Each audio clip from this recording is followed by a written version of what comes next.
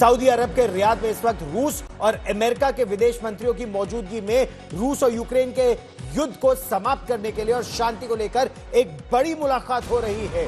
बीते 3 साल से रूस यूक्रेन जंग पर शांति को लेकर ये रूस और अमेरिका के बीच पहली बड़ी सीधी और सबसे बड़ी अब तक की मुलाकात है। इसमें अमेरिका के नए विदेश मंत्री मार्को रूबियो और उनके साथ अमेरिका के national security adviser Mike Waltz और मध्य पूर्व के लिए अमेरिका के राजदूत वो इस बातचीत में भाग ले रहे हैं, जबकि रूस की ओर से उनके विदेश मंत्री सरगेई लावरोव और क्रेमलिन में विदेशी मामलों के सलाहकार भी इस बातचीत का हिस्सा है। और जैसा आप इन तस्वीरों में देख सकते हैं कि इसमें सऊदी अरेबिया के भी नुमाइंदे हैं, रूस के भी और रूस के भी, लेकिन यूक्रेन को इस बातचीत में शामिल नहीं किया गया है। और यूक्रेन के राष्ट्रपति वोलोदिमीर ज़ेलेंस्की बेहद नाराज है। उन्होंने कहा है कि यूक्रेन के बिना कोई भी बातचीत बेकार है, वो कोई समझौता जब तक यूक्रेन उसका भाग ना हो उसे नहीं मानेंगे। दूसरी तरफ रूस भी अपनी बात पर अडिग है। रूस ने कहा है कि अब तक यूक्रेन की जो जमीन उसके कब्जे में है वो उससे 1 इंच पीछे नहीं हटेगा। यह बातचीत अमेरिका में नए राष्ट्रपति डोनाल्ड ट्रंप की पहल पर हो रही है। डोनाल्ड ट्रंप ने अपने चुनावों से पहले ही कह दिया था कि रूस और यूक्रेन के बीच जंग रुकवाने के लिए वो काम करेंगे और उनके व्हाइट हाउस में आते ही यह जंग रुक जाएगी। इस मिशन के लिए उन्होंने अपने नए विदेश मंत्री मार्को रूबियो को, अपने राष्ट्रीय सुरक्षा सलाहकार माइक वॉल्ट्ज को और साथ ही साथ अमेरिका के मिडिल ईस्ट के जो राजदूत है स्टीव विटकोफ को इसके लिए भेजा है। कल मार्को रूबियो ने सऊदी अरेबिया के क्राउन प्रिंस मोहम्मद बिन सलमान से अलग से मुलाकात की। आज अमेरिका और रूस के बीच इस जंग को रुकवाने के लिए, समाप्त करने के लिए और शांति बहाली के लिए चर्चा का दौर शुरू हो चुका है। दूसरी तरफ यूक्रेन और यूरोप के देशों के नेता इस बातचीत से खुद को दूर रखे जाने से बेहद नाराज है। सऊदी अरेबिया में जो बातचीत चल रही है उससे क्या शांति की एक नई किरण निकलेगी?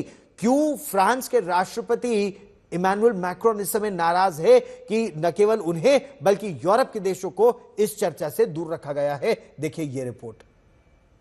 महज 6 दिन बाद यानी 24 फरवरी को रूस यूक्रेन जंग के 3 साल पूरे हो जाएंगे। ट्रंप के सत्ता संभालने के बाद इस जंग को रुकवाने के लिए पहली बार सऊदी अरब के रियाद में आज यानी 18 फरवरी को सीनियर अमेरिकी और रूसी अधिकारी मिल रहे हैं। ये 3 साल में सबसे उच्च स्तर की पहली सीधी बातचीत है। सोमवार को अमेरिकी विदेश मंत्री मार्को रूबियो, राष्ट्रीय सुरक्षा सलाहकार माइक वॉल्ट्ज और मिडिल ईस्ट के दूत स्टीव विटकॉफ ने रियाद पहुंचकर सऊदी क्राउन प्रिंस मोहम्मद बिन सलमान से मुलाकात की। ट्रंप ने सऊदी अरब को ही बातचीत की जगह के तौर पर चुना है और इस पर पुतिन भी सहमत हैं। बातचीत में रूस की ओर से विदेश मंत्री सरगेई लावरोव और क्रेमलिन विदेश नीति सलाहकार यूरी उशाकोव शामिल हो रहे हैं। इससे पहले ट्रंप ने पुतिन और ज़ेलेंस्की से फोन पर बात की थी, लेकिन सऊदी में होने वाली बातचीत में यूक्रेन को शामिल नहीं किया गया है। ज़ेलेंस्की ने यूक्रेन के बिना हुई किसी भी बातचीत को फिजूल बता दिया है। वो खुद इस वक्त तुर्की के दौरे पर हैं। दूसरी तरफ रूस ने साफ कर दिया है कि वो किसी भी क्षेत्रीय रियायत के लिए तैयार नहीं है, यानी यूक्रेन से छीने गए क्षेत्रों पर बातचीत नहीं होगी। ऐसे में समझौता होना मुश्किल है और हो भी गया तो उसका टिकना मुश्किल है। इसी चिंता को लेकर फ्रांस के राष्ट्रपति इमैनुअल मैक्रों ने यूक्रेन संकट पर बातचीत के लिए यूरोपीय नेताओं को एलिसी पैलेस में आमंत्रित किया।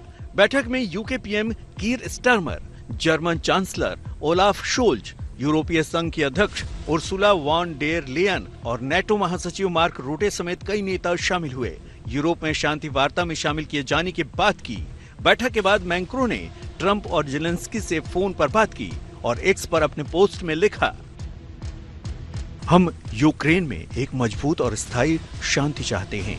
इसे हासिल करने के लिए रूस को अपना आक्रमण समाप्त करना होगा और इसके साथ ही यूक्रेन के लिए मजबूत और विश्वसनीय सुरक्षा गारंटी होनी चाहिए, अन्यथा खतरा है कि ये युद्ध विराम भी मिन्स्क समझौते की तरह विफल हो जाएगा।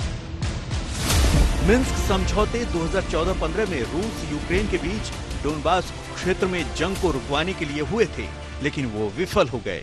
दूसरी तरफ इन बातों से बेपरवाह ट्रंप किसी भी तरह पुतिन जेलेंस्की को बातचीत के टेबल पर लाने का प्रयास कर रहे हैं ताकि वादे के मुताबिक जंग को रुकवाया जा सके।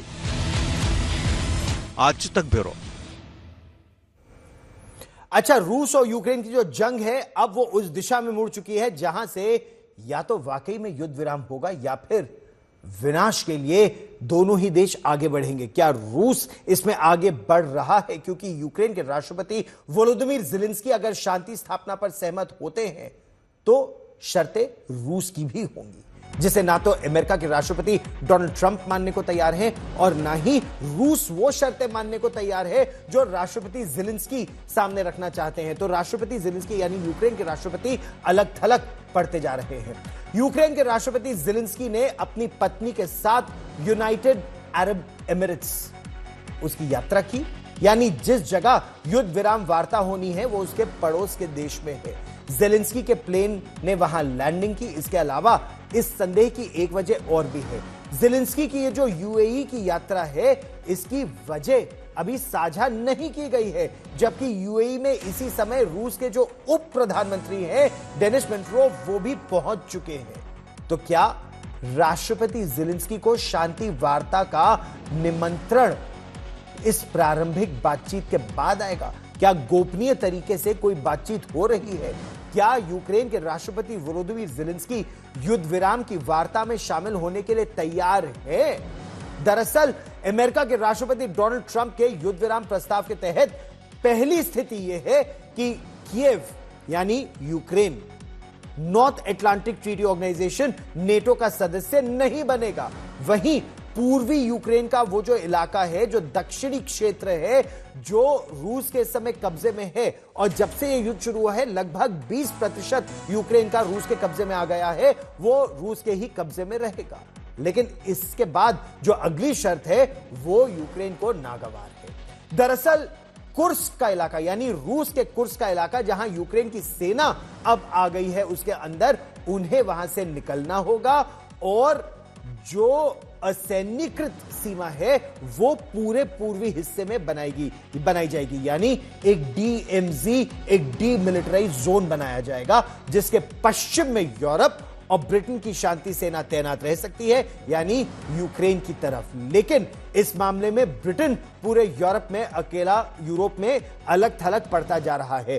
बाकी जो यूरोप के देश हैं वो ब्रिटेन का साथ देने के लिए तैयार नहीं है।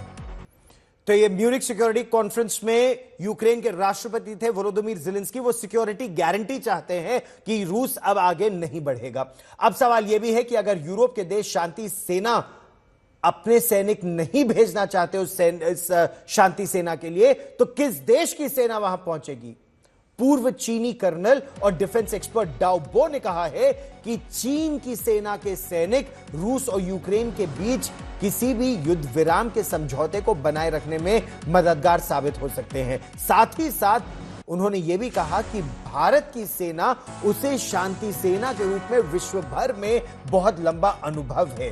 तो भारत के रोल के लिए भी उन्होंने बहुत महत्वपूर्ण भारत को बताया है। उन्होंने कहा है कि चीन के सैनिक भारत जैसे गैर नेटो देशों के साथ मिलकर, यानी वो नहीं चाहते कि यूरोप के देश या नेटो के देश यहां पर हो, गैर नेटो देशों के जो सैनिक हो वो सब मिलकर एक शांति सेना बना सकते हैं और यह कदम कारगर साबित हो भी सकता है।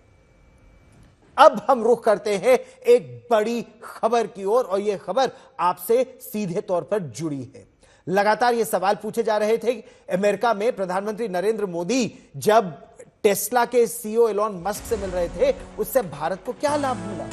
आज इसका उत्तर भी मिल रहा है। 13 फरवरी को प्रधानमंत्री नरेंद्र मोदी और टेस्ला के सीईओ एलोन मस्क के बीच वॉशिंगटन डीसी में मुलाकात हुई। ये तस्वीरें जिसमें एलोन मस्क के बच्चे भी शामिल थे, उनके मित्र भी शामिल थे, ये वायरल हो गई थी तस्वीरें। आज टेस्ला ने लिंक्डइन पर 13 पदों के लिए भर्ती की घोषणा की है। टेस्ला को भारत में 13 पदों के लिए लोगों की आवश्यकता है। ये नौकरियां दिल्ली और मुंबई में होंगी जिनके लिए लिंक्डइन वेबसाइट पर आवेदन की मांग की गई है। इससे साफ संकेत मिलता है कि वो जो टेस्ला इलेक्ट्रिक व्हीकल है उसे बनाने वाली कंपनी टेस्ला भारत में अपनी जोरदार मौजूदगी दर्ज करने जा रही है। एलॉन मस्क इससे पहले भी भारत में कारोबार करने की इच्छा जाहिर कर चुके हैं, लेकिन दो विवाद यहां पर आ गए थे। एक, अमेरिका के राष्ट्रपति डोनाल्ड ट्रंप ने भारत को टैरिफ किंग कहा था यहां पर व्यापार करना मुश्किल है, और साथ ही साथ भारत की शर्त यह थी टेस्ला भारत में बिके जरूर, लेकिन वो टेस्ला भारत में ही निर्मित भी हो। हाल ही में भारत सरकार ने $40,000 से ज्यादा कीमत वाली कारों पर जो आयात शुल्क है उसे 110% से घटाकर 70% करने का ऐलान किया था। इससे टेस्ला के लिए भारतीय बाजार में प्रवेश करना अधिक आकर्षक बन सकता है। भले ही अब तक टेस्ला की भारत में किसी भी फैक्ट्री को लगाए जाने को कोई औपचारिक और आधिकारिक पुष्टि नहीं की गई है, लेकिन भर्ती की शुरुआत बताती है एलॉन मस्क अपनी कंपनी की बुनियाद भारत में जल्द रख सकते हैं। वो प्रधानमंत्री नरेंद्र मोदी की प्रशंसा भी कर चुके हैं इससे पहले, और भारत के बाजार में प्रवेश करने की बात कर चुके हैं। अच्छा, भारत में तो एलॉन मस्क नौकरियां देने की बात कर रहे हैं, आवेदन मांग रहे हैं, लेकिन अमेरिका में लगातार टेस्ला में नौकरियों की कटौती भी हो रही है, और इस वजह से एलॉन मस्क के खिलाफ आक्रोश बढ़ता जा रहा है। वॉशिंगटन में सोमवार को हजारों लोग सड़कों पर उतरे। वो राष्ट्रपति डोनाल्ड ट्रंप की सरकार में संघीय एजेंसियों पर किए जा रहे बड़े कुठाराघात की बात कर रहे थे, बदलाव का विरोध कर रहे थे।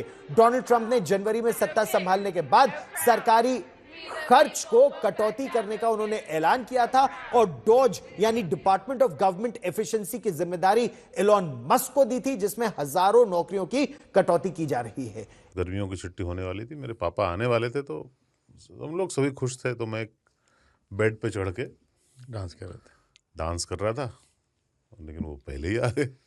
फ्रीज।